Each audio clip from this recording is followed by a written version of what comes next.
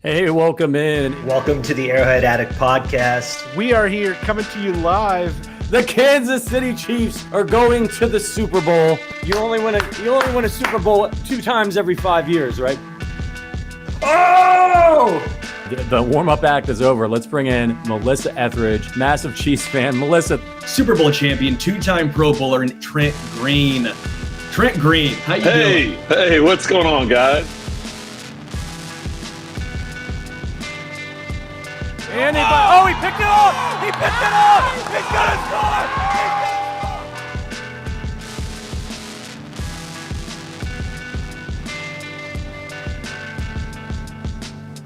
and we'll see you next week. But until then, as always, go Chiefs.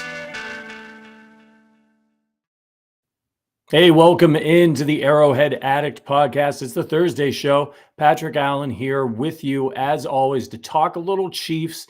We're in that weird part of the year now where we just won the Super Bowl, which frankly happens a lot. And we're still kind of looking back at the Super Bowl. We're thinking about that. We're still watching the highlights, but we're also looking forward to what comes next for the Kansas City Chiefs. And we're going to do a lot of that today. It's just me today, looking for a super interactive chat. So if you're watching on YouTube, do me a favor, stay involved in the conversation, fire your questions away, and make sure you hit that like button. And we get a bunch of Chiefs fans in here and talk a little ball. Big show today. A ton of topics that we've got to talk about. Start breaking down as we start looking ahead. We got some coaches getting extensions. The Chiefs are signing players already. It's not even the new league year yet, and Brett Veach is already back in the lab. And we're going to look at some free agency primer. Going to get you up to date on all of the big upcoming dates in the offseason calendar. We're going to talk Chris Jones, L'Jarius Sneed. And we're going to do some other fun things. We're going to talk about the wide receiver position and a certain Mike Evans from the Tampa Bay Buccaneers. Is he going to be a fit for the Kansas City Chiefs? And we're going to power rank with Patty's Power Rankings to finish things off. Before we dive into it all, if you haven't downloaded the FanDuel app yet, you will definitely want to make sure you take advantage of this offer. New users who sign up through our link must deposit $10 and place a first wager of $5 on any live bet. If the first bet wins, you will receive $150 in bonus bets straight to your account. This offer is only available if you sign up through our link, bit.ly/arrow150. You can find that link in the description below our streams, as well as scan the QR code on the screen right now to start signing up. Again, that is bit.ly/ARROW150. This offer's only, it'll end shortly, so make sure you don't miss out. And it's only available to new customers who are 21 and older and physically present in a legal gambling state. Please remember to always gamble responsibly. Check out the episode description for the full terms of the offer. When you guys do that, it really helps us keep the show rocking and rolling. So thank you for that. Shout out to all of our members. I see a bunch of you all out there in chat land. My guy, Jay Ward. What's up, Thomas? What's up, John? Thomas says, I want T. Higgins. We can touch on T. T's maybe going to be out there. And we're going to get to who we sign in just a minute. Actually, I think we can just go ahead and lead with that. So just shortly before we went on the air, the Chiefs signed Matt Araiza. If you're not familiar with Matt Araiza, he was a punter. He's a punter. They call him the punt god. That is his nickname. So that tells you a little bit about how good of a punter he is. He was drafted by the Buffalo Bills. I want to say it was in 2021 in the 6th round. So you guys know teams, generally do not draft kickers and punters at all. And if they do, they're usually pretty good. So this is a guy who's he's just got an absolute cannon for a leg. Why is he available when the Bills just drafted him a couple of years ago? Well, the reason is because he was accused of SA and some other things. If you don't know what that is, look it up. We're not going to say some words because that can get some things taken down off of YouTube. So we don't want to fall on the wrong side of that. But he was accused of a very serious thing. It was investigated. His name was cleared. Charges were dropped. You should go and read about it. I'm not an expert on the case, so I don't want to fire off too many things and say something dumb. But I did read about the case, and from what I understand, what he was accused of, he was not even there at the time that this alleged incident occurred. But when those accusations come out, people take them very seriously. And so he was cut from the Bills. He lost his job. His name has now been cleared, and read about it, make up your own mind on all that stuff. But he's now free and clear to rejoin the NFL. It's taken a little bit of time, but the Chiefs are taking a chance on this guy because the talent is there. So you're probably asking yourself, what does this mean for Tommy Townsend? I see Thomas out there. We losing Tommy. So Tommy is an unrestricted free agent this year. So when the new league year starts, he's going to be able to go sign with anybody. And he recently took on super agent Drew Rosenhaus. So like he wants to get paid. This is a guy who's got a first team All-Pro in his back pocket, and he's going to go. He's got a Super Bowl rings. He's going to go and get paid. The Chiefs, as we're going to talk about later in the show, they've got cap issues. It's not that they don't have cap space, but when you win the Super Bowl in back-to-back years, that means you have good players, and the Chiefs have a lot of good players. They got guys that they want to re-sign, and when you're looking at the whole of that, and you're looking at a punter, it's just not going to be at the top of the priority list of guys that you want to re-sign, especially at the rate that Tommy Townsend rightfully has gotten to himself. So enter Matt Araiza. Here comes a guy who's potentially could be a better punter than Tommy Townsend, certainly has a bigger leg. And the Chiefs, because of the situation, this guy's just trying to get his career back on track. He hasn't really played in the NFL yet. He wants to get back in the league. Well, the Chiefs are probably going to have probably been able to bring him on at a little bit of a bargain. So it's a good situation for the Chiefs. It seems like it's a good situation for Matt Araiza. It's probably going to be a good situation for Tommy Townsend, who somebody's going to pay a lot of money to and in free agency when he hits the market. It's a bummer, man. It's a bummer to see Tommy Townsend go. I really like him. I think he's a great punter. He's done a great job for the Chiefs. But these are kind of the realities of the business of the NFL, right? We get attached to these guys as fans. Brett Veach has some tough decisions to make.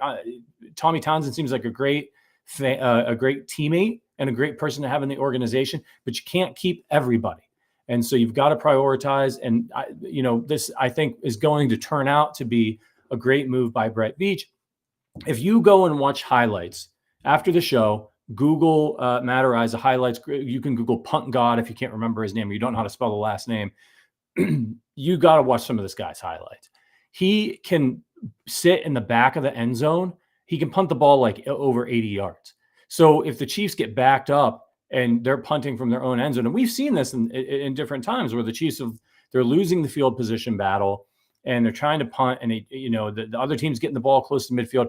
This is a dude that obviously, depending on the conditions, can totally flip the field. As Jay Ward points out in the chat, 6th rounder in 2022, it was 2022, sorry, 82-yard punt in the preseason before he got cut. So, I mean, this guy is unbelievable. He has an unbelievable leg.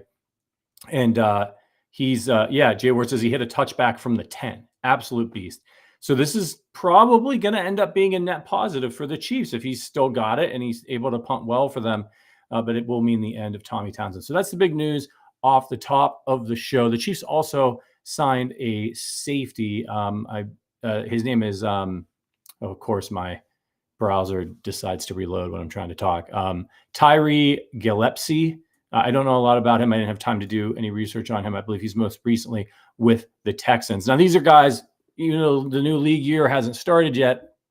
Rosters are expanded right now. Guys who are free agents that are already out there. Of course, the Chiefs can make moves like this right now at this point during the season. So that's the big news.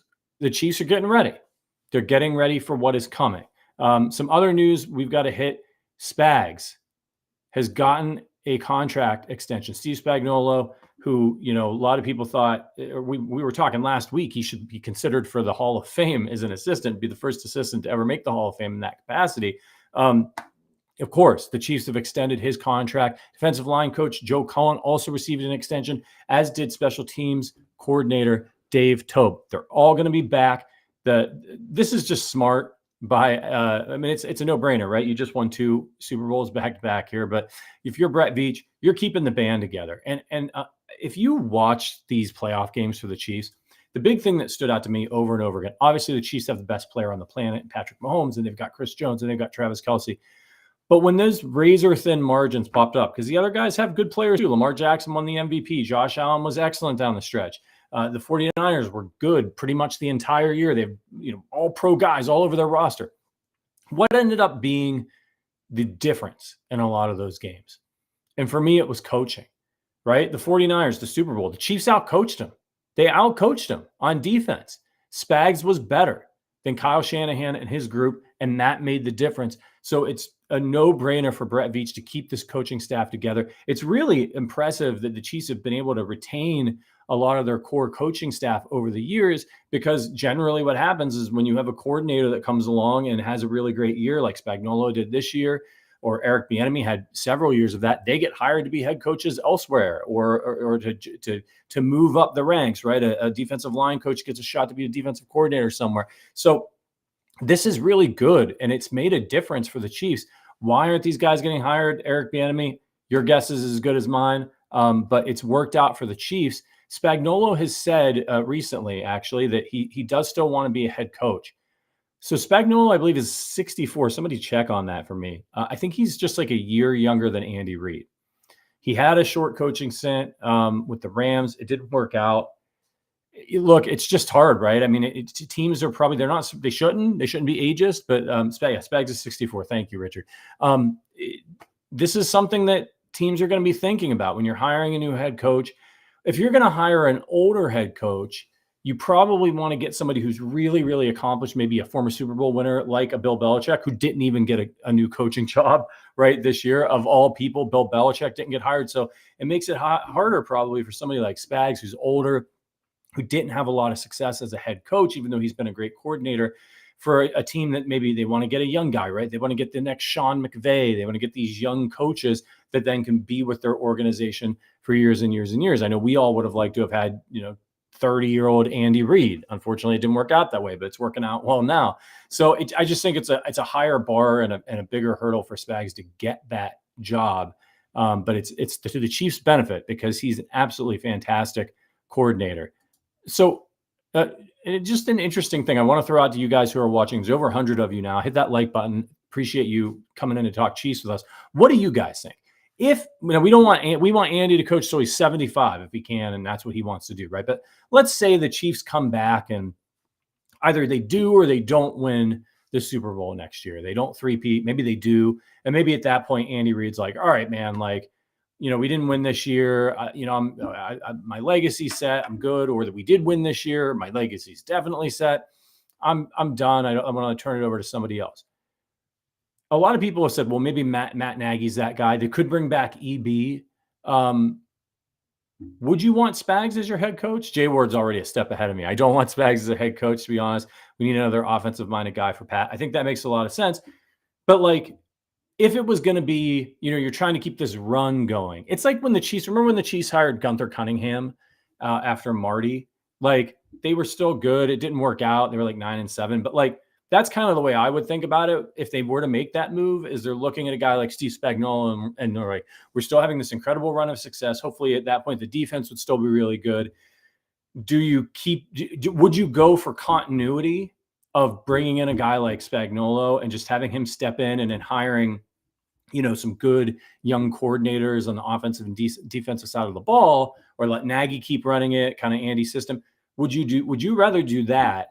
Or would you rather roll the dice and go out there and hire some hotshot assistant that's unproven to come over and take over for Patrick Mahomes? I think that's, a kind of a fascinating thing to think about. I'm not sure which way I would want to go. I think it would really depend on who they were considering bringing in.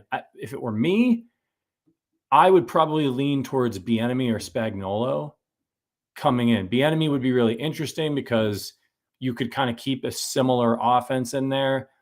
Matt Nagy's got head coaching experience. I know that's not a popular choice, but he's well regarded within the organization. And so it's kind of what are you looking for? Are you looking for continuity, or are you looking for new, fresh ideas and a new era? It's tough, man. It's tough. There's a lot of coaches out there that are the next big thing, and they flame out and they don't do well and they fail. So that would make me a little bit nervous about bringing in somebody who would maybe want to change everything when the Chiefs have had so much success with Andy and with this group of coaches. I think I would lean towards trying to promote from within. Spags coach for a couple years, or Bieniemy. I don't know. What do you guys think? Sound off. Jay Ward says, I feel like Pat I feel like Pat would veto EB. I don't want Nagy in there either, but obviously Pat loves him. I don't know, man. The players seem to really like Eric Bieniemy. I don't know why Patrick would veto him. Maybe there's something we don't know about, but they brought Eric Bieniemy to come talk to the Chiefs during the playoffs, got everybody fired up. They were all misty-eyed in there from what the reports say. Somebody says, Becky says, I don't want to think about replacing Big Red. I'm with you, Becky. I want Andy to coach till he's 90. I hope he lives to be 150 and coaches the Chiefs till he's 100, whatever it needs to be. He's absolutely fantastic. You don't want to think about it, but it is something that's kind of been hovering around. And when you get to retirement age, sometimes people think about retiring. But Mike Kafka, KC Chiefs 12 says Mike Kafka. That's one I didn't mention. Bumpus says Spags is old. Also need a young coach after Andy.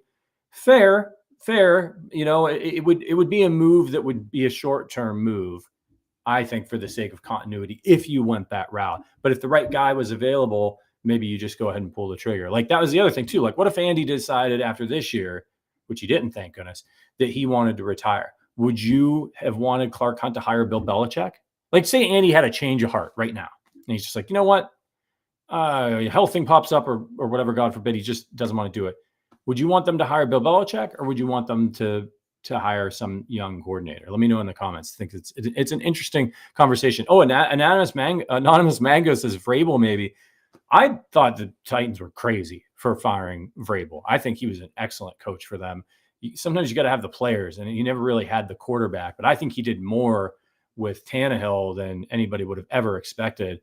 Had them close to making the Super Bowl. Bumpus says young coach all the way. Lynn says EB. It's an interesting discussion. Thankfully, one we don't need to have right now. But for the moment, the Chiefs are keeping the band together, and we know that continuity is helping them. Also, just on the news front, Andy's building his resume. Already a Hall of Famer, right? But I wanted to just touch on how ridiculous Andy Reid's resume has gotten in the last couple of years and how he's helped the Chiefs build their resume. So only 2 coaches have played in more, have coached in more Super Bowls than Andy Reid. Andy's been in 5 Super Bowls as a head coach. Bill Belichick has coached in 9, and Don Shula in 6. And then it's Andy. He's tied with Bill Walsh and Joe Gibbs with 3 Super Bowl wins. Only Belichick and Chuck Noll have more than Andy. So if the Chiefs can three-peat, or they can win, another Super Bowl in the next couple of years, Andy goes up that list and can tie Chuck Noll, can pass him. If he were to get to 5, wouldn't that be absolutely incredible? I can't believe we're even talking about it. And then now he's looking at running down Bill Belichick. Totally nuts. So the Chiefs' resume during this run, and it's just so crazy to think about, because I remember when I was a young Chiefs fan, I was always really proud, even though I wasn't alive to watch it, I was really proud that the Chiefs had played in Super Bowl 1 and won in Super Bowl 4 and were the first AFL team to win the Super Bowl. Like, all that stuff I was always really proud of. And I always felt like, it's the Lamar Hunt Trophy. The Chiefs they're an important historic NFL franchise, but they haven't been a marquee NFL franchise until the last couple of years, because they just haven't had the success in the Super Bowl era that some of those other teams have had. And that's kind of always been a little bit of a bummer for me, but that has changed, and it has changed quick. The Chiefs are now tied with the Packers and Giants with 4 Super Bowl wins. Only the New England Patriots and the Pittsburgh Steelers with 6 each, and the Dallas Cowboys and San Francisco 49ers with 5 each have more Super Bowls than the Chiefs. So the Chiefs are now, they have moved from, it's kind of like the Browns, right? The Browns are a historic franchise, or the Bears, and they're respected, but they're not, you just can't talk about them historically in the same breath that you can with the Cowboys and the 49ers and these great teams who have had such great success, the Steelers, over the course of time. That's changing for the Chiefs really rapidly. If they get another one, they've got 4 now, right? So if they get another one, they jump up in there with Dallas and San Francisco at 5, and then they've got a shot at joining New England and Pittsburgh. And what's really cool about that from my perspective is that it's just happened in the last few years. See how quickly the fortunes can change. I mean, the Patriots were a nothing franchise before Belichick and Brady got there and totally changed everything. So this is really a golden era. And lastly, another thing that should be satisfying for you as a Chiefs fan, the Chiefs are now the most accomplished AFC West team. For years when we were, when Mahomes started up and we were beating Denver and all this stuff, Denver fans could keep throwing at us like that they had more Super Bowls and things like that. Well, not anymore. Kansas City Chiefs are the most accomplished team in the AFC West. Denver and the Raiders have 3 Super Bowls. The Chargers have 0 Super Bowls, even though they get predicted to win it every year. The Kansas City Chiefs have 4. They are atop the mountain, and they also used to all be tied with the same number of AFC West championships. I think they all had 15 until this year when the Chiefs won it again. And now so the Chiefs are behind. They vault past everybody. And with Patrick Mahomes only being 28 years old, it doesn't seem to be slowing down anytime soon. That's really fantastic news if you're a Chiefs fan. All right, let's get to another piece of news here. This one you guys are going to love. Antonio Pierce, the new head coach of the Las Vegas Raiders. I always forget where those clowns play. So he was on Max Crosby's podcast. Everybody's got podcasts these days. It's called The Rush. And here's what he said. He's talking about the Christmas Day debacle that the Chiefs had against the Raiders. And here's what he said. He said, we've got the Jordan rules and what I'm calling from now on, as long as I'm here, the Patrick Mahomes rules.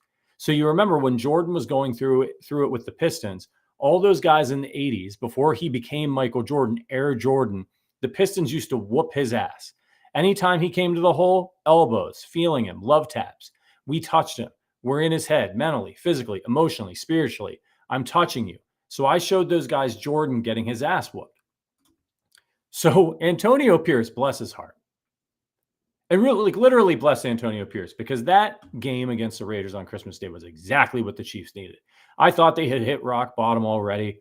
Unfortunately, they had not. They needed just an absolute shit show of a performance against a team that they usually dominate on Christmas Day. I mean, the Chiefs they didn't even get off the bus. They were still back in their beds dreaming of sugar plums, thinking about the presents that they were going to get.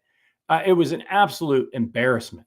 And it was one of the few times I've ever watched a Chiefs games while Patrick Mahomes has been the quarterback and thought, like, when is this going to be over? Like, I've got stuff to do. Like, why? I don't want to sit through this anymore. So God bless the Raiders for that, because after that, the Chiefs didn't lose another game. Thanks, Antonio Pierce. But Antonio Pierce thinks he has solved the riddle of how to beat Patrick Mahomes. Nobody else could do it. But Antonio Pierce, all he's got to do is beat Mahomes up, play physical, and show people basketball highlights to get them fired up. Look, man, I'm happy for Antonio Pierce. He got that Raiders team turned around after a disaster start. They were playing tough football, and they whooped the Chiefs' butt in that game. They were awesome. But if this dude thinks that he has somehow solved the riddle for how to beat Patrick Mahomes and the Chiefs, he should get drug tested immediately. That was great that worked, and they came out with their hair on fire, and the Chiefs were at the lowest point that they were in the season. But how did things end? The Chiefs won the Super Bowl. I mean, it's just, look, man, this isn't a Disney movie, okay? Like, you can't just do a halftime speech in the NFL and get guys so fired up that you turn the Raiders into the Kansas City Chiefs. If you're trotting out Aiden O'Connell. I mean, the Raiders didn't score in the second half of that game. I don't think they completed a pass or something, some ludicrous stat. Like, thumping your chest about that game. It's great, man. Like, good for your regular season Super Bowl. But if he thinks for a second that he can just show them clips of the Pistons shoving Jordan around and that's going to help them beat the Kansas City Chiefs, he better go back to the drawing board. And look, man, Patrick Mahomes hears everything. If you don't think this is his biggest piece of bulletin board material heading into next season for when he's going to play the Raiders, I wouldn't be surprised if that dude like wears Jordan cleats for that game. I mean, he's gonna dance on the Raiders' grave. I can promise you that, because he heard that. And the other thing about this, and I'm not trying to be soft here, but the NFL had the Bounty Gate scandal. And like that kind of talk is like a little bit like, it's just like a little bit up to the line where you don't want somebody to overreact to it and be like, we got to make Mahomes feel us. So they give him a cheap shot, or they go low or they go high or they hit him after the play. Like, I'm all for being tough and physical. This is a game of grown men moving other grown men against their will. So I'm not saying like, don't tell your team to go out there and beat the crap out of your opponent. But like what the Pistons were doing, like this ain't basketball, man. Like this is a completely different sport. So, he's got to watch it there. And if they think that they're going to come out and do stupid stuff like that, all that's going to happen is they're going to get a bunch of 15-yard penalties, and then they're going to have to stop doing it, or guys are going to get suspended. So, every team that plays the Kansas City Chiefs, by the way, are telling their defenders, if you can get hands on Mahomes, put hands on Mahomes. If you can give him a little shove, he gets shoved down all the time in every game. Guys want him to feel them on defense. This isn't like some sort of new thing that this guy invented. He just gave it a spiffy name that somebody else gave for another great player. And how did that work out for the Pistons? Well, Michael Jordan became Michael Jordan and started whooping their ass and everybody else's ass every year and won a bunch of championships. Patrick Mahomes is already Michael Jordan. So I like, if you think that this is going to, you think that this is going to rattle the guy, all it did was win you one game and won the Chiefs the Super Bowl. So keep it coming, man.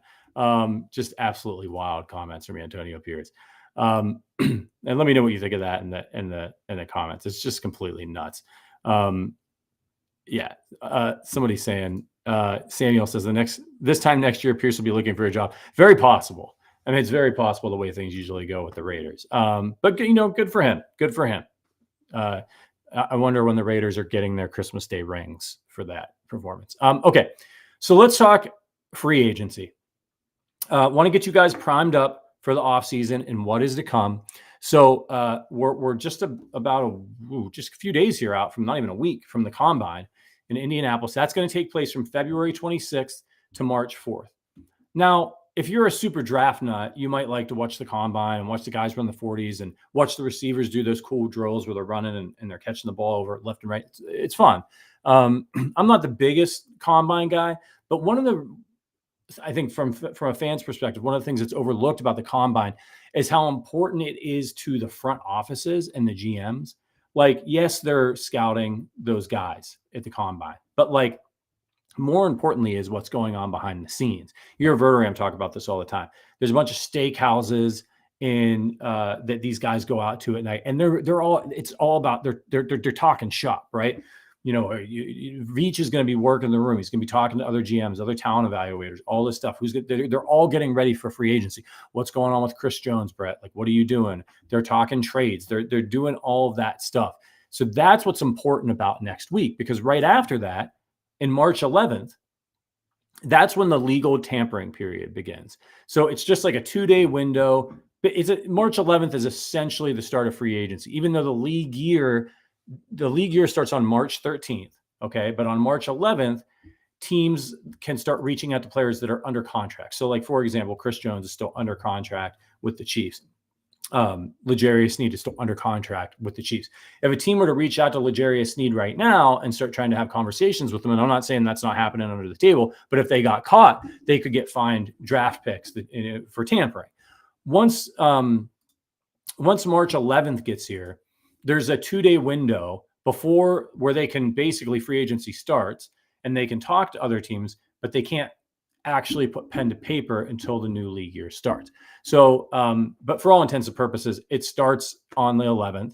Deals will be announced. Teams will agree to deals with other teams, and it'll get announced. And even though they haven't officially signed it yet, it will go through a little bit later as the deal gets worked out.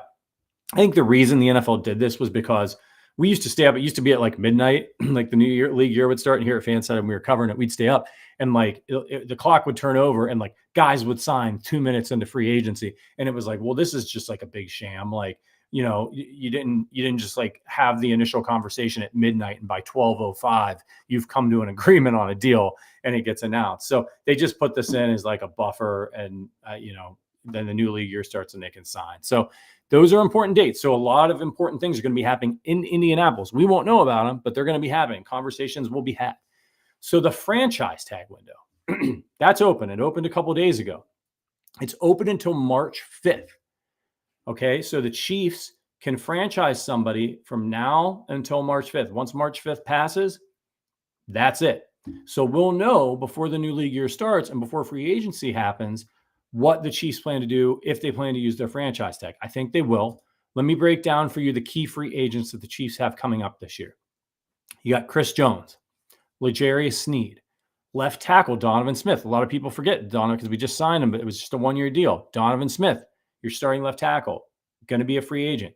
Willie Gay Jr., free agent. Derek Nottie, Jerick McKinnon, Clyde Edwards-Helaire, Mike Edwards, who was a great signing for the Chiefs last year at safety position. McCole Hardman was just on that one-year deal. Tommy Townsend, who we talked about at the top of the show. Mike Dana, who's been fantastic for the Chiefs. He's probably not going to be coming back. He's getting 6-7 sacks a year. Somebody's going to pay him. Nick Allegretti, Iron Man, who played through an injury in the Super Bowl. And Drew Tranquil, a fan favorite, who stepped in and helped out big time, in particular when Nick Bolton went down and missed like 8 games with an injury.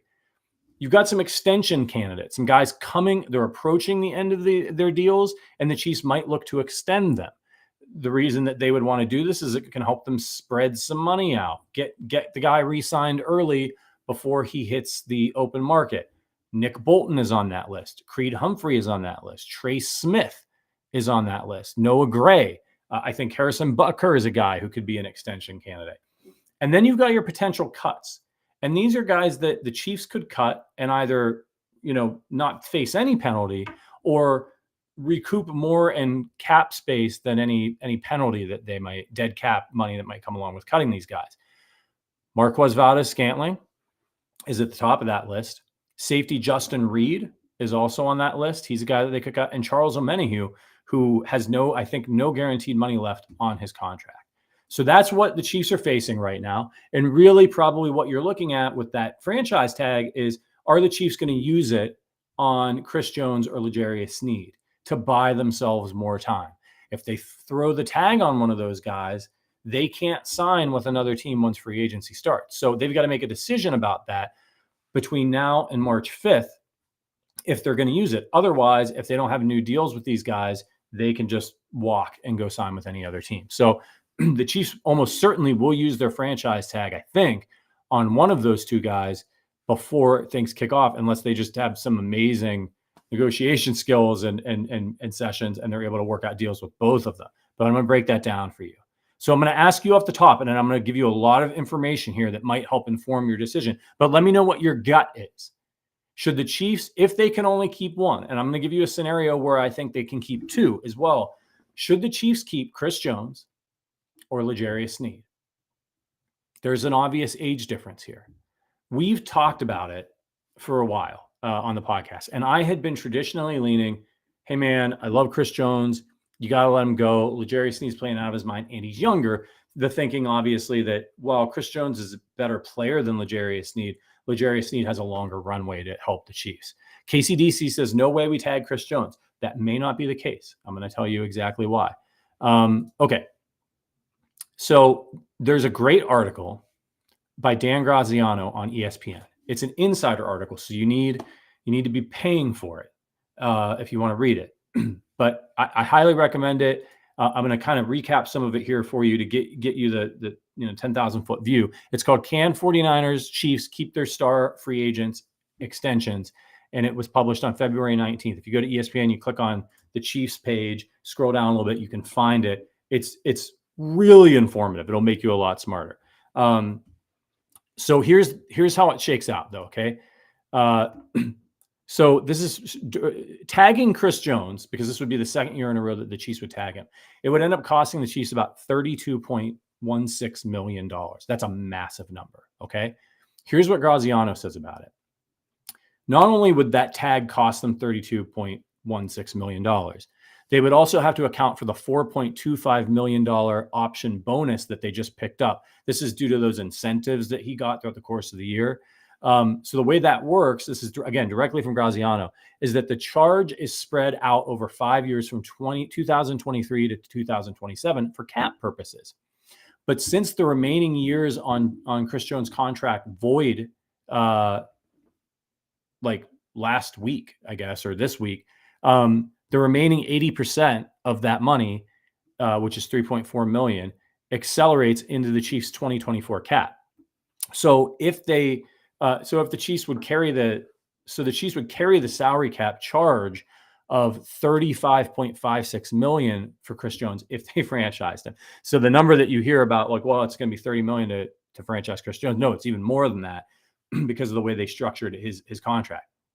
So again, from Graziano, if the Chiefs did a full restructure of his 2024 compensation, converting it into the required 1.21 veteran minimum to a signing bonus, and also converting his $34.9 million roster bonus to a signing bonus. This is Mahomes. Okay. So this is how they can afford to franchise Chris Jones. Sorry, I should have said that in the front. When we've been talking about the Mahomes restructure, if they restructure Mahomes' 2024 compensation, converting all but the required $1.21 million veteran minimum salary to a signing bonus, and also converting his $34.9 million roster bonus to a signing bonus, the Chiefs would reduce Mahomes' 2024 cap number from its current $58.6 million to around $23 million. That savings alone would increase their projected cap space to about $57 million. So now all of a sudden, if you do that with Mahomes, you can afford that massive cap number for 1 year for Chris Jones. So while some people might be saying, well, get Chris Jones on a 3-year deal, maybe the Chiefs just want to keep going year to year because Chris Jones is getting a little bit older. So they're comfortable paying that $30 million and then being out from under it. And they can do that by restructuring Mahomes. If you don't understand a lot about the cap, and it's very complicated, one of the reasons the Chiefs can do this is when you convert something into a bonus, you spread that payment out throughout the life of the remainder of the contract, as far as how it hits your cap. So, if you got a 5-year deal and you take, $5 and a signing bonus, spread it out, it counts as $1 a year. That can catch up to you, right? Like you're moving that money down the line. Eventually you're going to have to pay it and, or you're going to have to keep extending somebody forever. But that's one of the reasons why the Chiefs structured Mahomes' contract the way that they did. It's why they signed him to such a long-term contract, because it would enable them cap flexibility to push Mahomes' money into signing bonus when they wanted to and spread it out throughout the course of the rest of that deal. And then, of course, they'll just keep redoing his deal every couple of years, and they can add years on if they want. There's all kinds of things that they can do. Okay, so the Chiefs actually quite easily, not without cost in the future, but the Chiefs can quite easily restructure Mahomes like crazy and make his salary cap very minimal, like $21 million for the year, and they could franchise Chris Jones and keep him. Now, here's what Graziano also goes on to say. If they tag Jones if they tag Jones and sign Sneed to a top of the market deal for, say, 5 years, $102 million. And so they give him a $25 million signing bonus. Sneed's cap hit for 2024 on a structure like that would be $6.125 million. So, and the Chiefs would still have $15 million in cap space left over. So I'm just going to recap that again. The Chiefs can restructure Mahomes to like an insane degree, and then they can franchise Chris Jones for 1 year, and he can have a cap hit of like $35 million, and they can give L'Jarius Sneed a top of the market deal, which they may not want to do, but they can, and then they would still have money left over after that, about $15 million to do everything else. Now they need like $5 million to $6 million to sign their draft picks. And then, of course, these are not the only two guys that they need to sign, right? They've got other openings, as I mentioned at the top. Willie Gay Jr. would be departing. They don't have a left tackle. So if somebody says it's not possible for the Chiefs to do this, it is possible. And they frankly would have a decent amount of salary cap space to play with. That doesn't mean it's the right thing to do for the long-term success of the Chiefs, but the Chiefs could look at it and be like, we're trying to win another Super Bowl. These two guys, our defense was incredible. We think Chris Jones has more in the tank. We want to keep L'Jarius Sneed. And if they want to do that, if that's what Brett Veach wants to do, he can. And he talked at the Super Bowl about they have different, like, they have blueprints, right? Because they don't know how things are going to go. They could make an offer to L'Jarius Sneed and he could take it, and it's less than they think he wants, or L'Jarius Sneed could want way more than they're willing to pay. So the Chiefs don't know how everything's going to work out. So as Veach explained it, they have different scenarios set out for themselves. So it's, like an, if this happens, we want to do this. And they have a priority list of players that they want to sign. And he mentioned that Chris Jones and L'Jarius Sneed are at the top of that priority list. I don't know who's number one. I know who I think should be number one, and that's Chris Jones, but we don't know. Okay. And so if their priority number one, let's say they have it as L'Jarius Sneed, they're going to go and they're going to talk to Sneed. If Sneed wants an outrageous amount of money, then they may be like, okay, well, we're going to go a different way with this. And we're going to turn our attention to Chris Jones, and we're going to keep moving down the list. So that's the way he explained it. So more from Graziano. Okay. Remember, let's just go with the scenario for a minute. The Chiefs restructure Mahomes. They franchise Chris Jones for like $35 million. They give Sneed a top of the market deal, and they've got $15 million in cap space to play with. But that doesn't count the guys that they could cut to save money that I mentioned at the beginning of this discussion.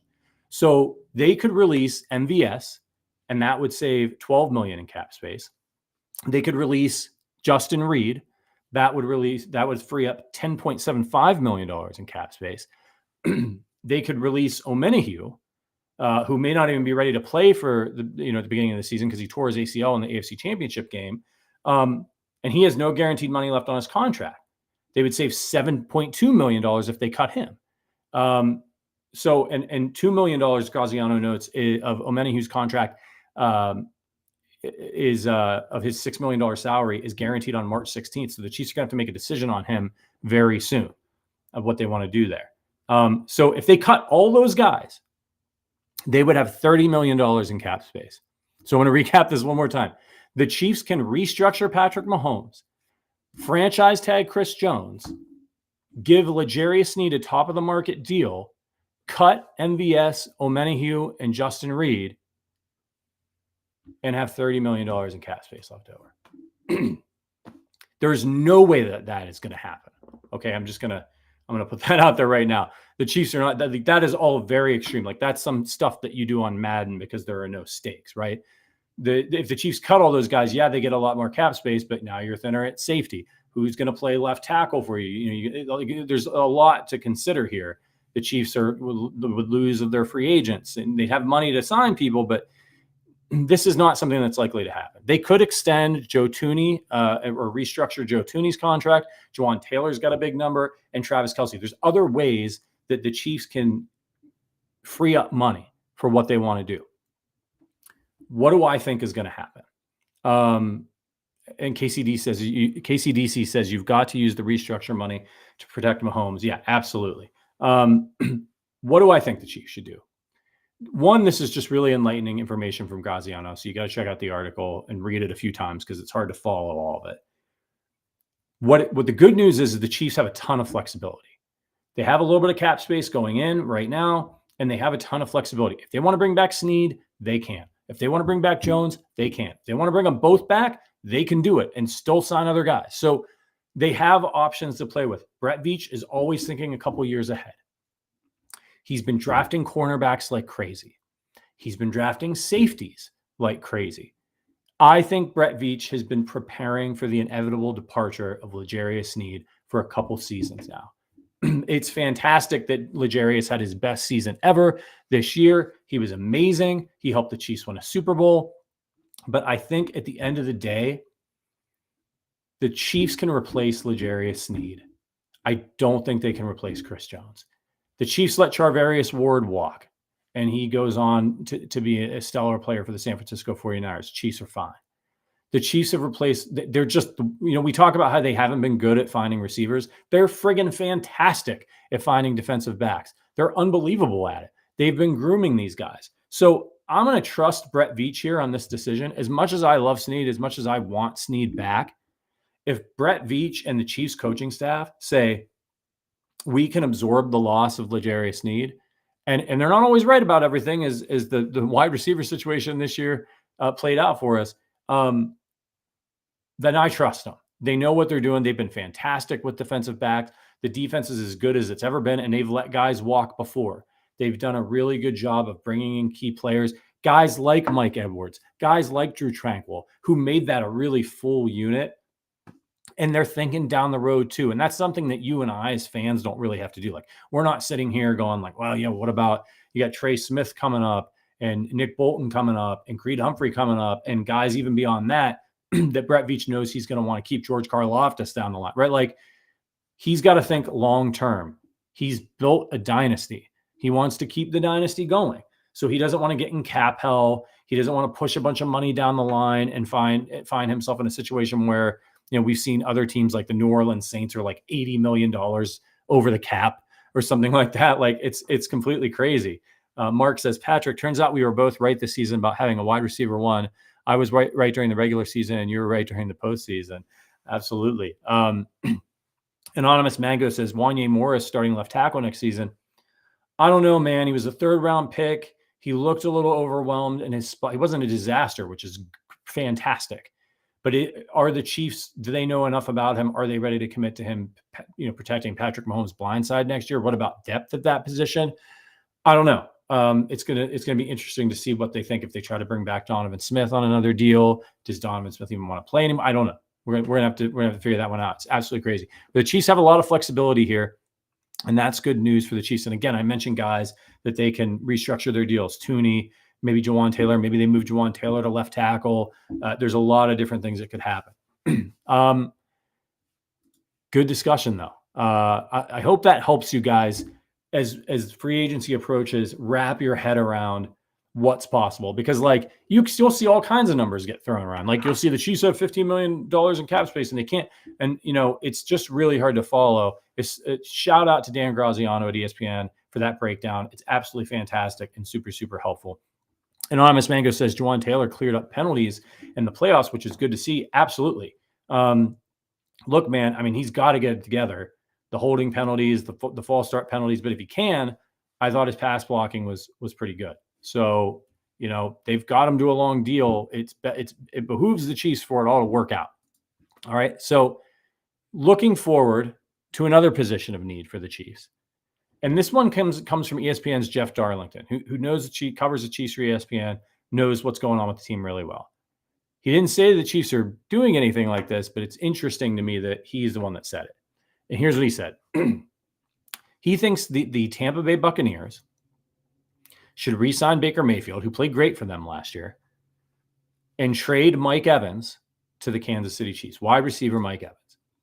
If you're not a fantasy guy or you don't follow other teams, Mike Evans is likely a future Hall of Famer. He's been terrific over the course of his career with the Tampa Bay Buccaneers. He's 30 years old. He'll be 31 in August.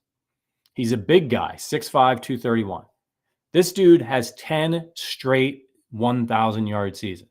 10 straight. He's been unbelievably consistent for them. The fewest games he's ever played in a season was 13 back in 2019. He usually plays anywhere from 15 to 17 games a season. He has caught, he's been targeted over 100 times every year of his career. His career stats are 762 receptions on 1,324 targets, 11,680 yards receiving, and he's a touchdown guy. 94 touchdowns over his 10-year career. Here are his touchdowns by year: 12, 3, 12, 5, 8, 8, 13, 14, 6, and then 13 last year with Baker Mayfield. So why is this the word trade in here? He's going to be a free agent this offseason, as Anonymous Mango points out here. But could this be a situation where the Bucs don't want him to walk and they decide to franchise tag him and trade him? That's a potential option.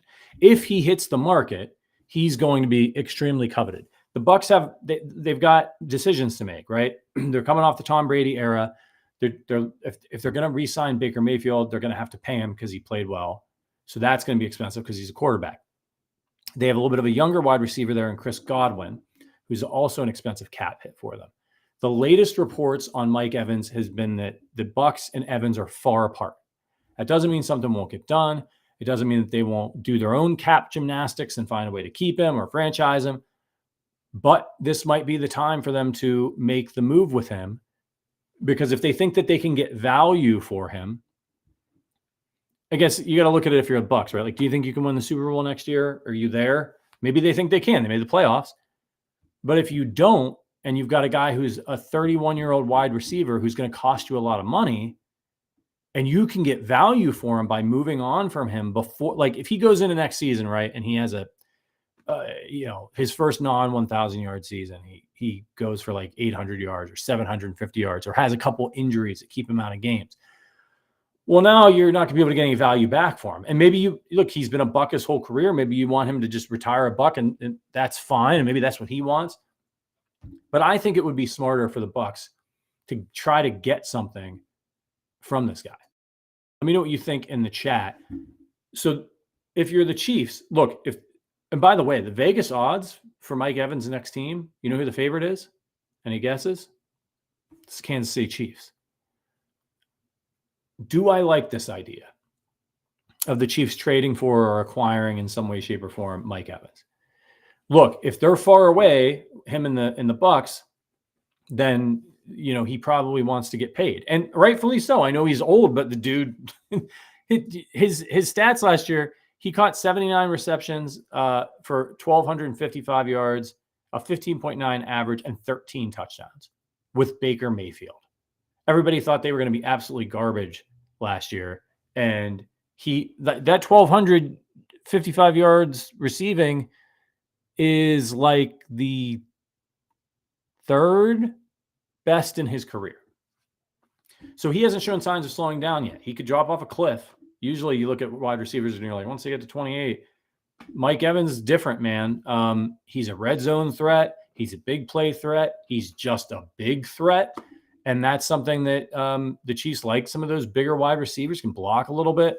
So if you're giving up MVS and replacing him with Mike Evans for a year or two, I think that would be okay for me. And yeah, Jose asked if they got Evans, how would they pay him? Well, as I just mentioned, they have the ability to do it, right? Like they could keep Chris Jones, let L'Jarius Sneed walk, give some money to Mike Evans. They could sign Mike Evans to like a 2-year deal with a big bonus. So they spread that out. And maybe that second year is like a team option. There's things that they could void years. There's a lot of different ways the Chiefs could do it. He'd probably cost around $20 million a year is my guess off the top of my head. And that's probably that's what I know that's what the franchise tag would cost. The franchise tag would, I think, be about $20 million. So, if you're Mike Evans, you want one more payday. You've played well enough to earn it.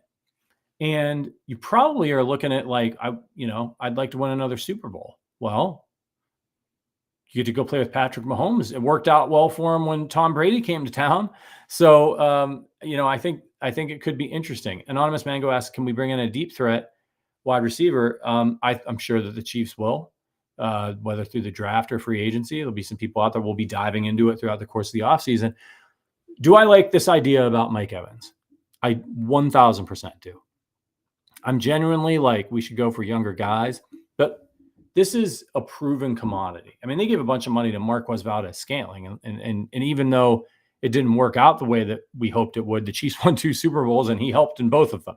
So getting an older guy like Mike Evans for a couple of years, I think is a smart move, and I'll tell you why.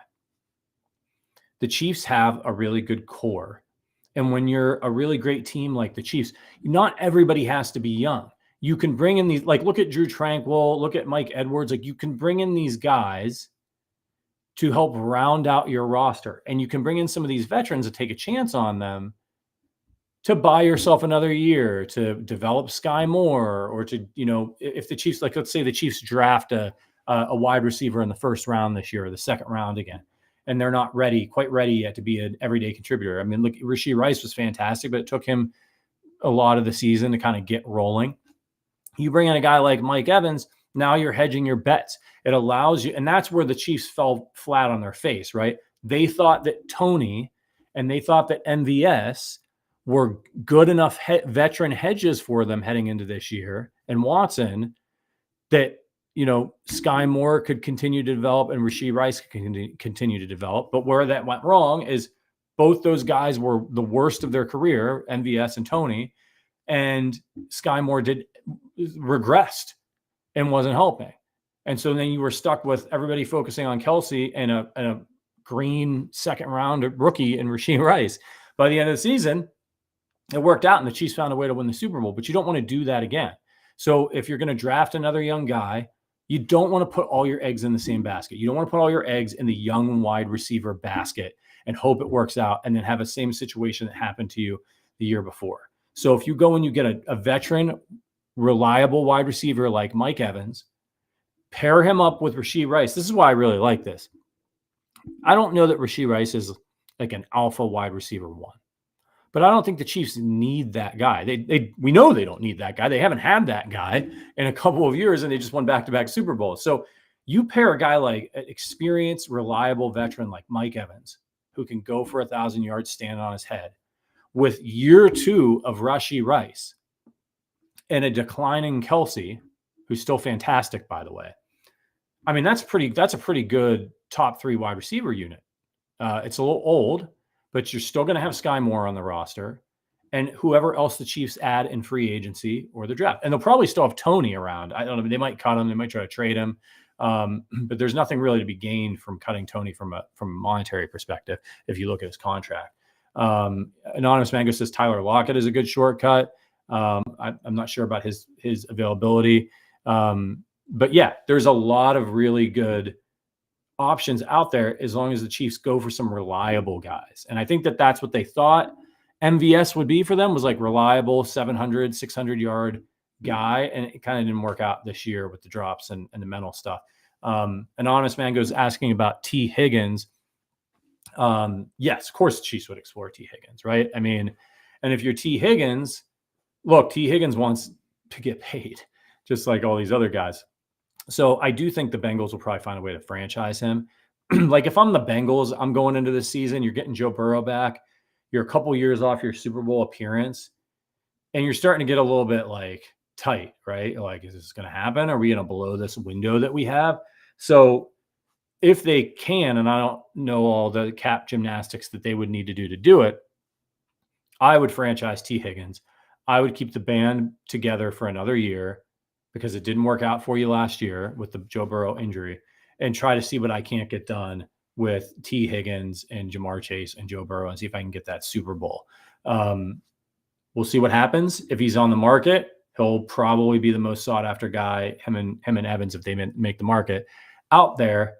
And you just don't know what teams are going to offer up, right? Like that's the problem. That's what happened with Kirk a couple years ago. Like people just start throwing around money like crazy to receivers. I think the receiver market has cooled a little bit and teams are realizing like, we got ourselves into it a little bit, paying these receivers all this money, but there's still, this is the receiver era in the NFL. And you see that with the running back salaries. So guys are getting paid. Angry Drunken German says the Bengals are tight. They'll secure Burrow and Chase and let guys walk. Yeah, we got to look at the financials for them. But as we know, the cap isn't real. So guys will, they'll find ways to manipulate the cap if they can.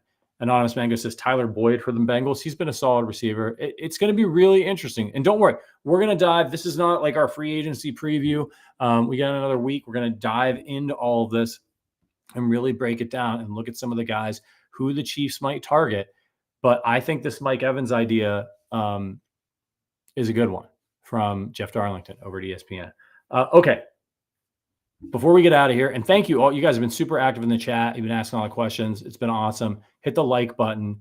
It's the Arrowhead Addict podcast. You can get our content, not just here on YouTube, but if you're listening, we appreciate all of you, the audio listeners. In fact, do me a favor because it's off season now. We need to rev things up a little bit. Head on over to Apple Podcasts. If you've never done this for us, leave us a 5-star review there. Ask us a question in your 5-star review. I will answer it on the podcast this off season. It helps us find new listeners on the audio side. That's really important to us, even though our YouTube's blowing up. There's over 50,000 subscribers now. We want to keep growing our audio product as well. So make sure you leave us a review over there and help us get featured in the App Store and find those audio listeners. Okay. Before we get out of here, Patty's power rankings. I was trying to think of what to do. I was going to rank the 2024 Chiefs. And what I decided to do was name my all Chiefs 2024 all underdog team. So I'm not doing it like the all pro team where like I pick a position or, for everybody. Like I just picked a couple guys that I thought were fantastic pieces for the Chiefs this year that were really important for the Chiefs and that maybe are a little bit unheralded or we don't talk about enough because there's so many stars, right? So rather than do a ranking and be like, it's Patrick Mahomes and Chris Jones and L'Jarius Sneed, like Trent McDuffie, let's talk about some of the underrated guys, some of the guys we don't talk about, some of the lunch pail guys, the glue guys who made it possible for the Chiefs to win the Super Bowl this year. And I think, if you think about it, man, more so than any other season, this season was all about those kinds of guys, right? I mean, we needed everybody. The coaches, every player. I mean, we signed guys late in the season who then made a big impact on the Super Bowl. We needed every contribution, fumble recoveries, Leo Chanel punching ball. Like we needed everybody. And so I wanted to shine the light on some of these guys. I'm going to start with Mecole Hardman. And I think you know why. When he came back, I said to Verderam on the show, I think Mecole Hardman will have his say before these playoffs are over. I felt that way because I saw the Chiefs trying to work him back in. And I think there was a trust factor there for the Chiefs. And I thought they're going to use him because Mahomes trusts him and knows him. And something's going to end up happening. And I thought it was happening during the Bills game. And then he had the fumble. But there he was in the Super Bowl making a play. Could other guys on the team, could Sky Moore or Tony have run that route? Yeah, of course. But look, man, Hardman did it. He caught the ball. And that is a big deal this year for the Chiefs. So shout out to Mecole Hardman. He makes the all underdog team. Mike Edwards, safety Mike Edwards. What a signing was Mike Edwards, man. Not a flashy guy, lunch pail guy, going out there, flying around, making tackles. Mike Edwards was always around the ball. He was fantastic for the Chiefs on the defensive side of the ball. I would love to see him back on the team. These are those kinds of signings that happen in offseason that you probably looked at when they happened. And, like Mike Edwards, okay, cool. Drew Tranquil. Look how it ended up turning out over the course of the season. Angry Drunken German says Edwards was always around a turnover. Absolutely. Effort guys, not big money guys, not big star power name guys. These are the guys you need to round out your roster and win the Super Bowl. And next up, already mentioned his name, Drew Tranquil, man. I mean, what a dog he was, particularly when Nick Bolton went down with injury. He ended up being crucial. He had a bunch of sacks for the Chiefs. They were able to use him a lot of different ways. Also, always around the ball. Smart player. Drew Tranquil, love to see him back as well. He's really excited to be a Super Bowl champion, and we got him the hell away from the Chargers. God bless him. Justin Reed. I almost didn't put Justin Reed on the list because I think he's really generally well regarded, among the Chiefs fans. But I just think he's another guy that there's some criticism of his game. Maybe he's not the most well-rounded safety, all those types of things. But man, I'll tell you what, that guy, you want to talk about a lunch pail guy? Reed flies all over the field. Did you see him firing himself like a missile at Christian McCaffrey in the Super Bowl, just blowing through guys, breaking up the run? I mean, he was fantastic for the Chiefs down the stretch. Love him. I think he fits the bill, even though he has a little bit more of a name and has been here with the Chiefs. I like me some Justin Reed. And then I'm throwing in Justin Watson here. And I'll tell you why. He made some big catches for the Chiefs here and there, just like he did last year. And the wide receiver debacle that happened this year was not Watson's fault. It was not his fault. And he was asked to play above his ability level. That's happened to some guys with the Chiefs before. But he was the same guy, in my opinion, that he was last year for the Chiefs, which is like a deep wide receiver depth piece. And he wouldn't have stood out as much if the Chiefs had proper wide receivers in front of him. So I actually think he played his role really well. He made some nice catches for the Chiefs in the playoffs. So shout out to Watson. And here's a deep, deep one for you. James Winchester. Chiefs great long snapper, James Winchester. Why is James Winchester on this list?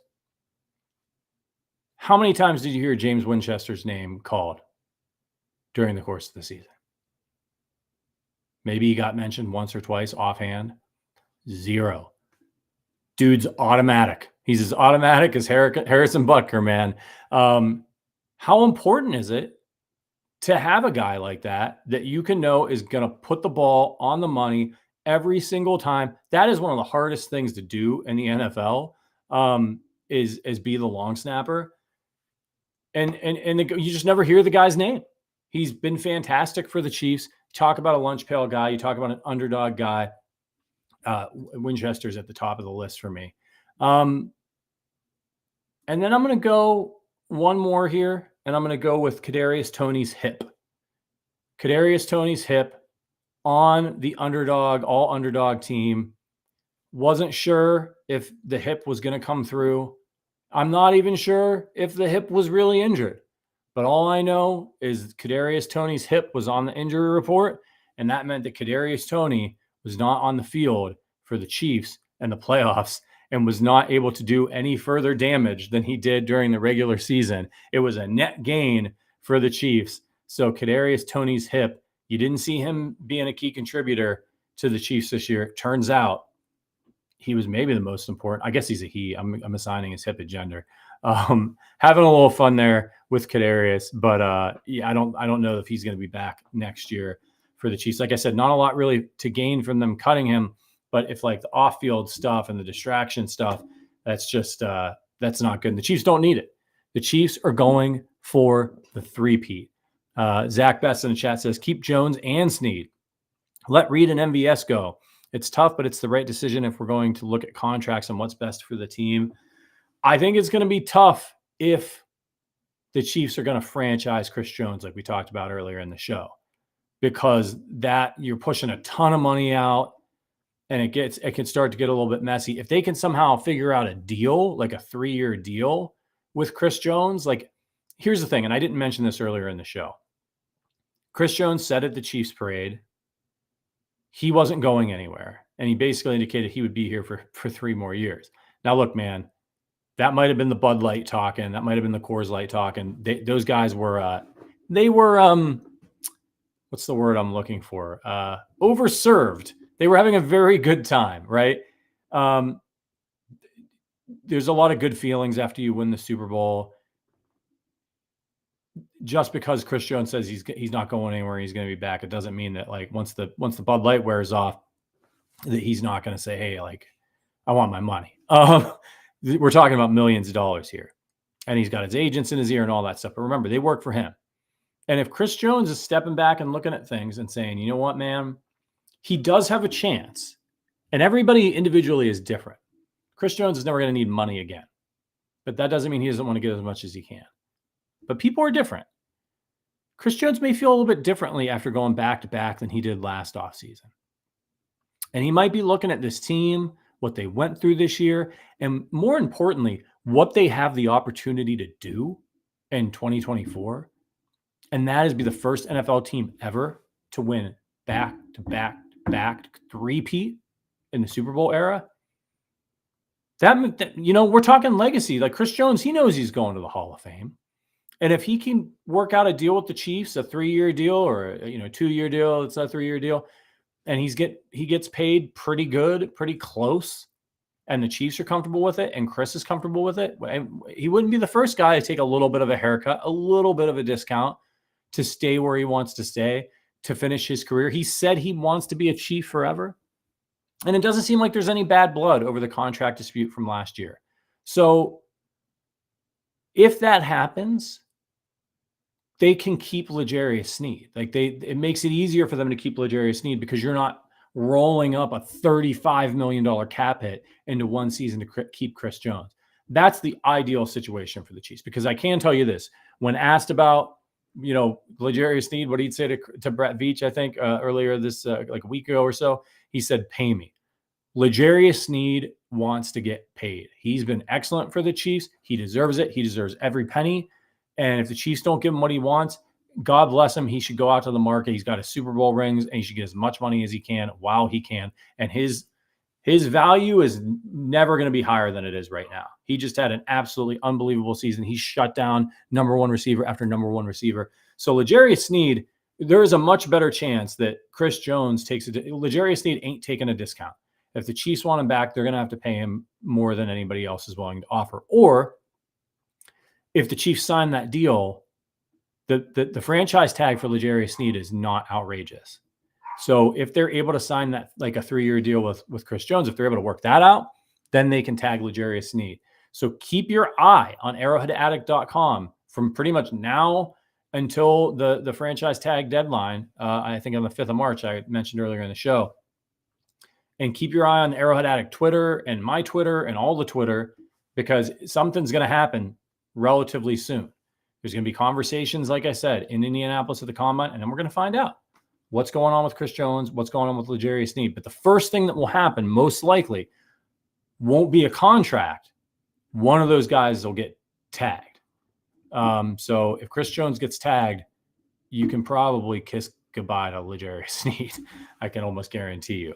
If L'Jarius Sneed gets tagged, it doesn't necessarily mean he's staying. The Chiefs could tag him and then try to trade him.